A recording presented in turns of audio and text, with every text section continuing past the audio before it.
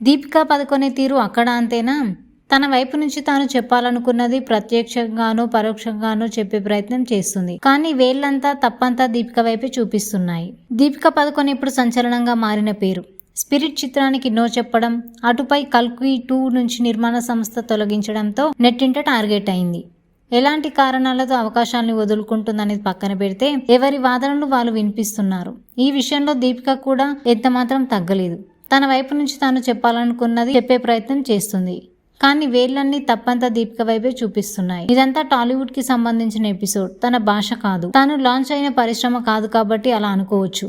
మరి బాలీవుడ్ లోనూ అమ్మడు ఇదే తీరుతో ఉందా అంటే అవుననే ఓ వార్త వెలుగులోకి వచ్చింది. ఓ ప్రాజెక్ట్ విషయంలో దీపిక తెలుగు సినిమాను రిజెక్ట్ చేసినట్లే హిందీ సినిమాని రిజెక్ట్ చేసిందన్న వార్త వెలుగులోకి వచ్చింది. వివరాల్లోకి వెళ్తే కాక్టైల్ కి సీక్వెల్ గా కాక్టైల్ 2 ని ప్రకటించిన సంగతి తెలిసింది. షాహిద్ కపూర్, అమితాబ్ బచ్చన్, సంజయ్ దత్, రష్మిక మందాన, కృతి సనన్ ప్రధాన పాత్రలో మాతృకథను తెరకెక్కిస్తున్న హోమీ అజడానియా తెరకెక్కిస్తున్నారు. అయితే ఇందులో కృతి సనన్ ఎంపికైన పాత్రకు తొలుత దీపికానే హామీ అడిగారట. మాతృకలో నటించిన దీపిక కావడంతో అదే పాత్రను ఆమెతో కొనసాగిస్తే బాగుండదని భావించి దీపిక ముందుకెళ్లారట.